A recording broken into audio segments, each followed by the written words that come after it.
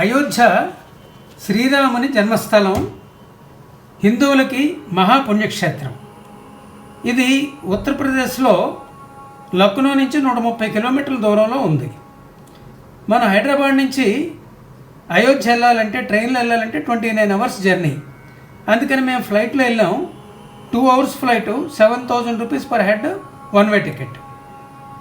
ఇవన్నీ కూడా అయోధ్య ఎయిర్పోర్ట్లో వాల్స్ మీద రామాయణ కథ నుంచి వేసిన పెయింటింగ్స్.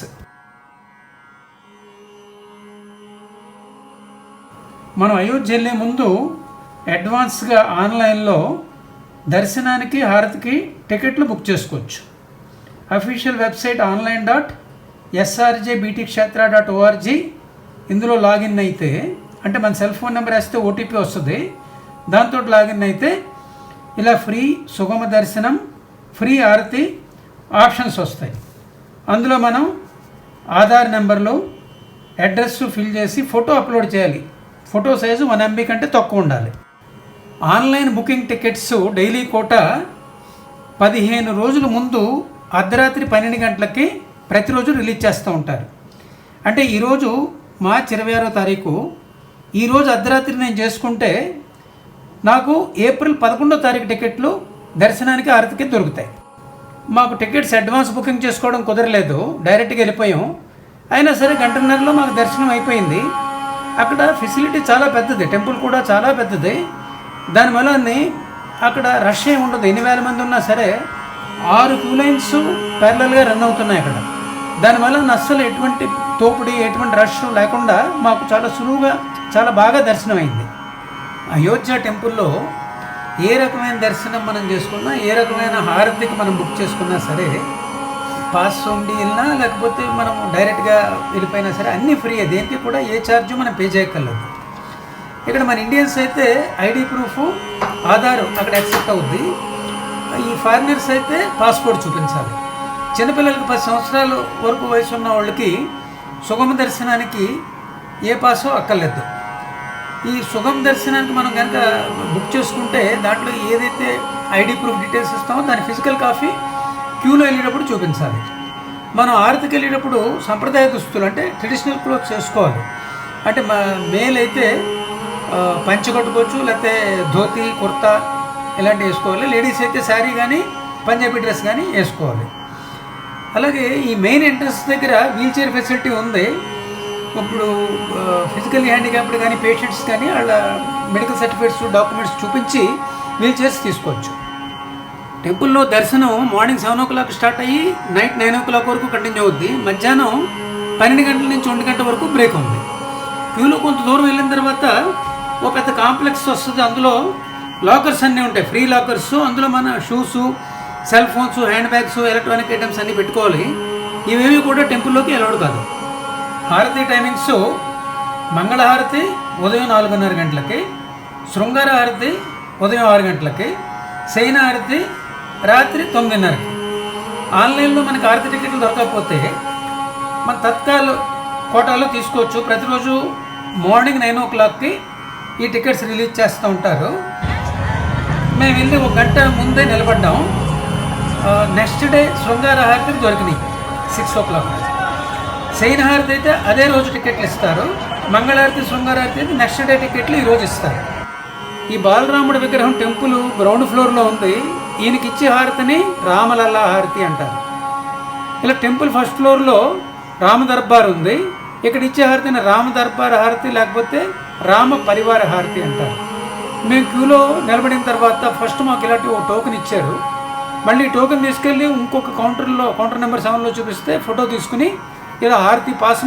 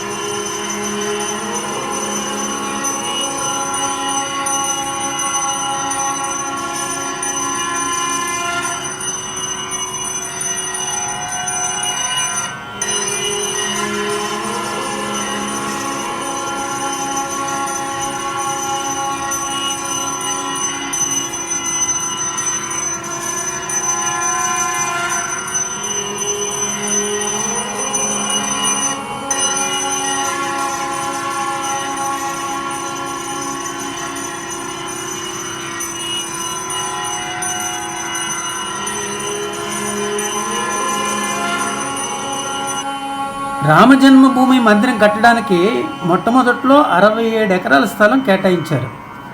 ఇప్పటి వరకు దీని చుట్టూ ఉన్న చిన్న చిన్న స్థలాలన్నింటిని ఎక్వైర్ చేసి ఇది 107 ఎకరాల వరకు విస్తరించారు.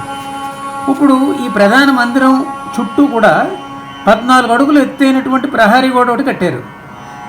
ఈ గోడలోనే మనం ప్రదక్షిణ చేయొచ్చు. అంటే ఇందులో సూర్యుడు, శివుడు, గణపతి, హనుమంతుడు వీళ్ళందరికీ చిన్న చిన్న గుళ్ళు ఈ కాంపౌండ్ వాళ్ళలోనే కట్టారు.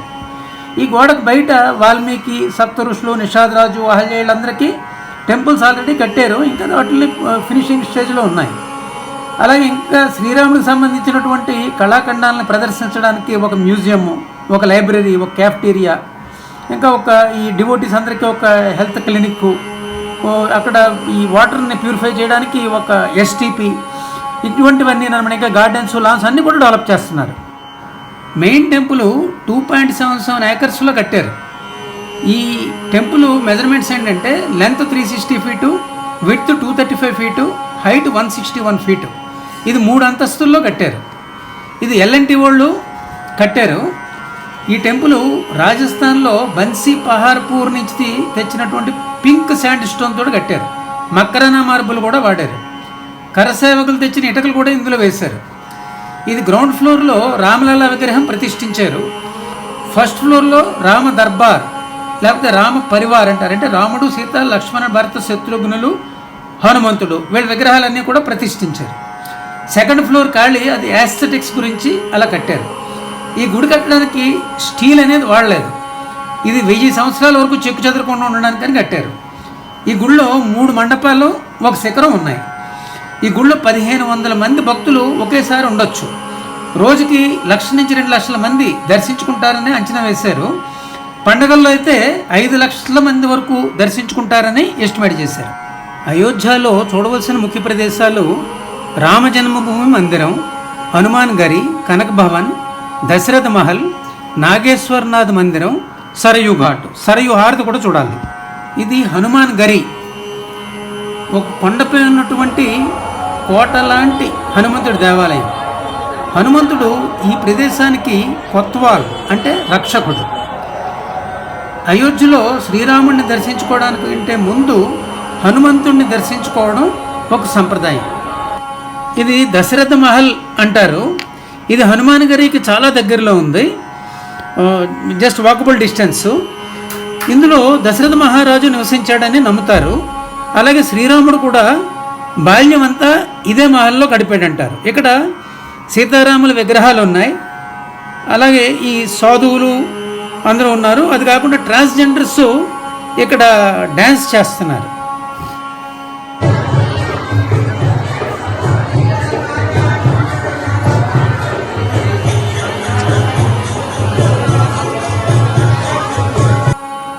ఇది కనక భవన్. దీన్నే సోనేకా ఘర్ అంటే బంగారపు ఇల్లు అని కూడా పిలుస్తారు.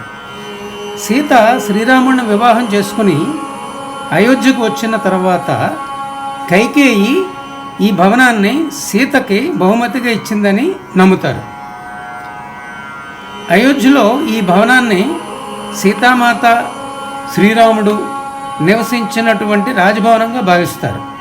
ఈ భవనంలో దేవతల యొక్క అందమైన విగ్రహాలు ఉన్నాయి. ఈ కనక భవన్ ప్రతిరోజు కూడా ఉదయం 5 గంటల నుంచి రాత్రి 9 గంటల వరకు తెరిచి ఉంటుంది. ప్రవేశం ఉచితం.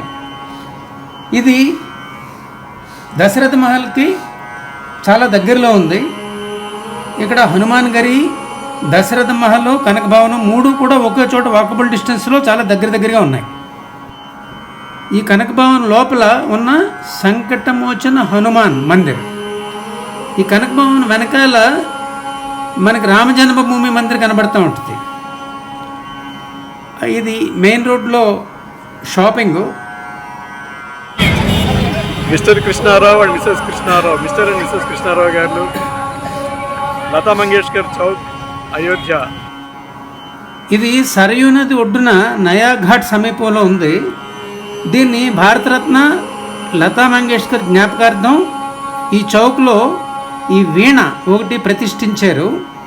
ఈ వీణ బ్రాంజ్ది. ఇది 40 ఫీట్ హైట్, 14 టన్స్ వెయిట్. దీని కాస్ట్ 8 crores. దీన్ని ప్రముఖ శిల్పి రామ్ సుతార్ తయారు చేశాడు. ఈ చౌక్లో ఎప్పుడు కూడా లతా మంగేష్కర్ పాడిన శ్రీరామ్ భజనలు వినపడుతూ ఉంటాయి. ఒక భక్తి వాతావరణం నెలకొల్పబడి ఉంటుంది. ఇది నాగేశ్వరనాథ్ మందిర్. ఇది ప్రసిద్ధమైనటువంటి శివాలయం. ఇది సరయూ నది ఒడ్డున రామ్కి పైడి సమీపంలో ఉంది. ఈ శివాలయాన్ని శ్రీరాముడు కుమారుడు కుశుడు నిర్మించాడని భావిస్తారు. ఇది సరయూ ఘాట్ అంటే సరయూ నది ఒడ్డు. ఇది ఒక అత్యంత ముఖ్యమైనటువంటి ఆధ్యాత్మిక మరియు చారిత్రాత్మక ప్రదేశం. ఇది రామాయణ కాలం నాటి ఘట్టాలకు సాక్ష్యంగా నిలుస్తుంది. ఇక్కడ శ్రీరాముడు, సీత, లక్ష్మణుడు వనవాసానికి వెళ్ళే ముందు ఈ ఘాట్ నుంచే బయలుదేరారని చెప్తారు. దీన్ని లక్ష్మణ ఘాట్ అని కూడా పిలుస్తారు. ఈ ఘాట్లో భక్తులు పవిత్ర స్నానాలు ఆచరిస్తారు.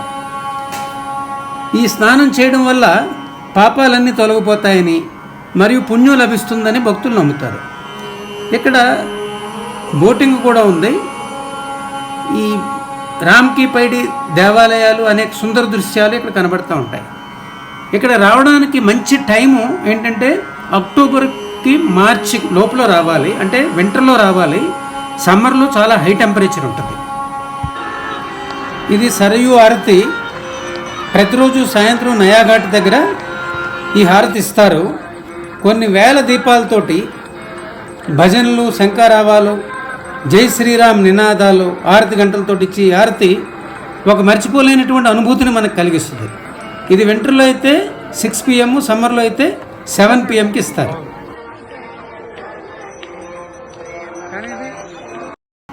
ఇవి అయోధ్యలో రామ జన్మభూమి మందిరం బయట గోడల మీద చెక్కినటువంటి అద్భుతమైనటువంటి చిత్రాలు. రామో విగ్రహవాన్ ధర్మ అంటే రాముడు మూర్తీభవించిన ధర్మస్వరూపుడు అని అర్థం. శ్రీరాముడు తండ్రి మాట నిలబెట్టడం కోసం రాజ్యాన్ని విడిచిపెట్టి అడవులకు వెళ్ళిపోయాడు. సత్యం పలకడం, ప్రజలను కన్నబిడ్డల్లా చూడడం ద్వారా ధర్మానికి నిలువెత్తు రూపంగా నిలిచాడు. రాముడు ఎల్లప్పుడూ కూడా ఇతరులకు మేలు చేయడానికి, శరణన్న వారిని రక్షించడానికి సిద్ధంగా ఉండేవాడు. మన భారతీయ సంస్కృతిలో అత్యున్నత ఆదర్శంగా శ్రీరాముడిని భావిస్తారు. అందుకే మర్యాద పురుషోత్తముడు శ్రీరాముడు అని అంటారు. Thank you.